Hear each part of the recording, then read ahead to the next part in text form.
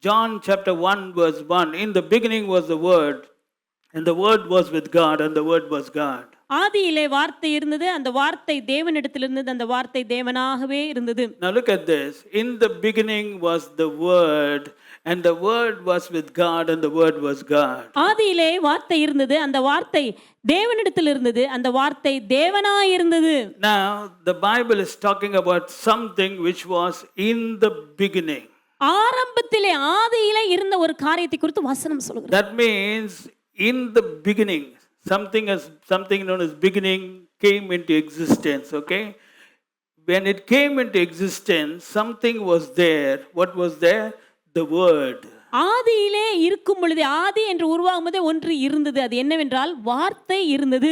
And the Bible describes the Word was with God, and the Word was God. வார்த்தை இருந்தது, அந்த வார்த்தை தேவனிடத்தில் இருந்தது, அந்த வார்த்தை தேவனாய் இருந்தது. Okay? Are you clear now? When was it?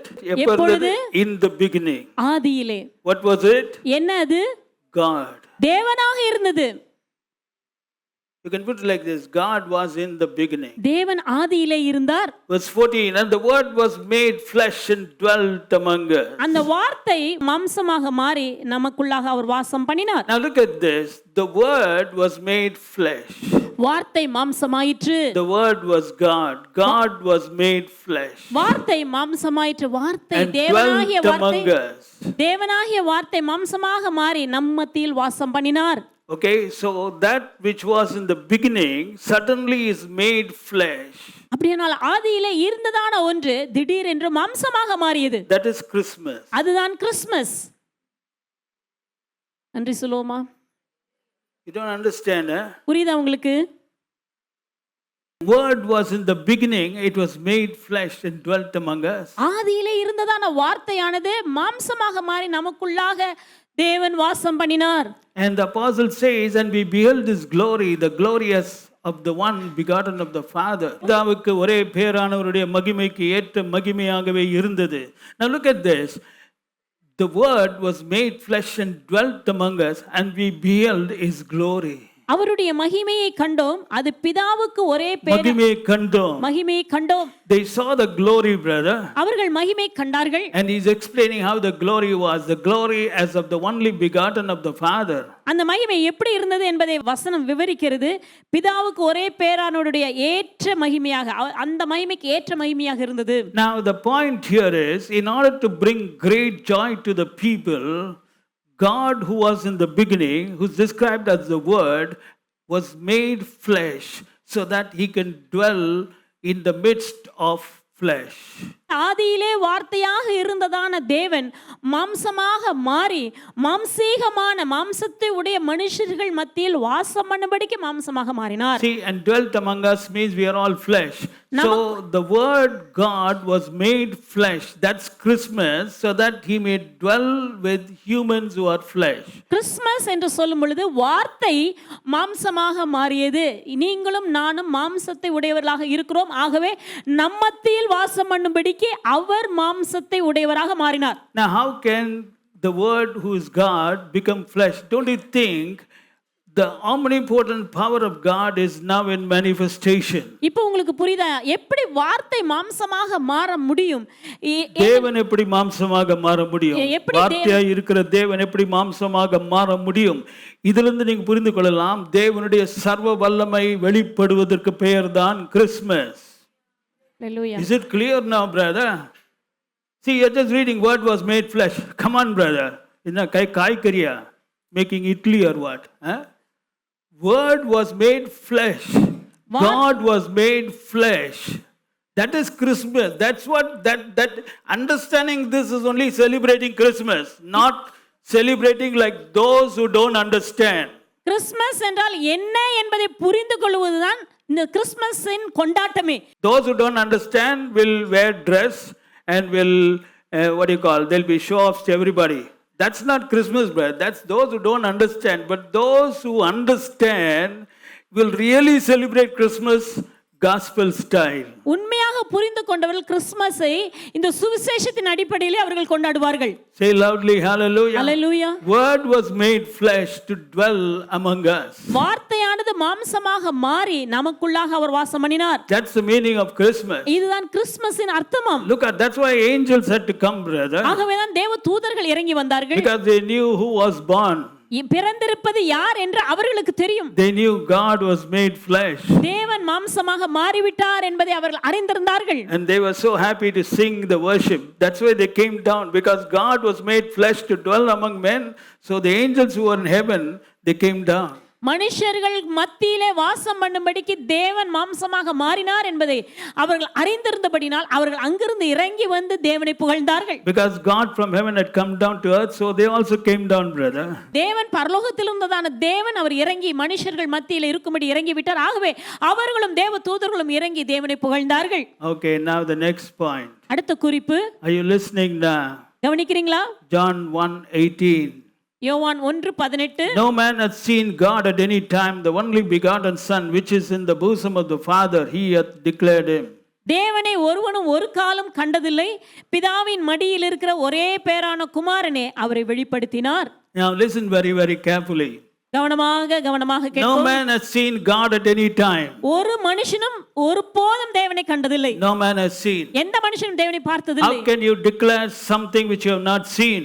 நீங்கள் பார்க்காத ஒன்றை நீங்கள் எப்படி அறிவிக்க முடியும்? That's why he say, no man has seen God at any time, the only begotten Son, he hath declared him. தேவனை ஒருவனும் ஒரு காலம் கண்டதில்லை, அவரே ஒரே பேரான குமாரனே அவரை வெளிப்படுத்தினார். See, the only begotten Son, he hath declared him. தேவனுடைய ஒரே பேரான குமாரன் தான் வெளிப்படுத்தினார். Now my question is, when did he declare him? Was it after he left the world, or was it when he was in the world? என்னுடைய கேள்வி என்னவென்றால், இயேசு கிறிஸ்து உலகத்தை விட்டு போன பிறகு வெளிப்படுத்தினாரா, இல்லாவிட்டால் உலகத்தில் இருக்கும்போது வெளிப்படுத்தினாரா? When did he declare? எப்பொழுது வெளிப்படுத்தினார்? When he was in the world. உலகத்தில் இருக்கும் பொழுது. But look at what he's saying.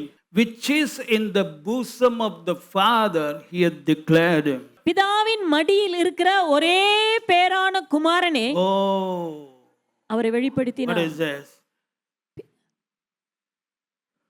என்ன இது? Was Jesus in the world, or was he in the bosom of the Father? அப்படியானால் இயேசு கிறிஸ்து பூமியில் இருந்தாரா, இல்லாவிட்டால் பிதாவின் மடியில் இருந்தாரா? How can he be in the bosom of the Father and also be in the womb of a virgin girl? எப்படி இருக்க முடியும்? பிதாவின் மடியில் இருக்கிற அதே நேரத்திலே வேளையிலே இருக்கிறதான இயேசு கிறிஸ்து ஒரே பேரான குமாரன் எப்படி ஒரு கன்னியினுடைய கர்ப்பத்துக்குள்ளாக இருக்க முடியும்? Because he was born through a virgin, brother. ஏனெனில் கன்னியின் மூலமாக அவர் பிறந்தார். And then he was in the earth. அவர் பூமியில் தான் இருந்தார். See, the moment he went inside the virgin's womb, he had come into earth. Okay, very clear. Is it very clear? Are you clear about it? But how does he describe? That's why I'm telling you, these apostles, amazing revelation, amazing. I'm telling you, look at this.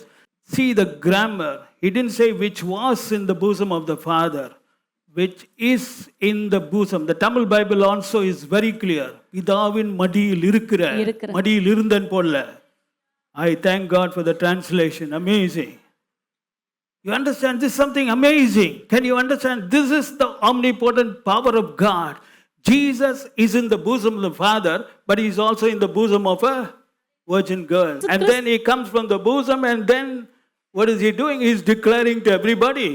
பிதாவின் மடியில் இருந்த என்று சொல்லப்படவில்லை, பிதாவின் மடியில் இருக்கிற ஒரே பேரான குமாரனாகிய அவர் தாமே, இயேசு கிறிஸ்து தாமே கன்னியினுடைய வயிற்றிலும் இருந்தார். எப்போ ஒரு குழந்தையானது கன்னியின் வயிற்றில் உருவாயிற்றோ அப்பொழுது அந்த குழந்தை வந்து விட்டது என்ற அர்த்தமா இந்த உலகத்துக்கு. அப்பொழுதே அந்த நேரத்திலிருந்து அவர் பிதாவை வெளிப்படுத்தினார்.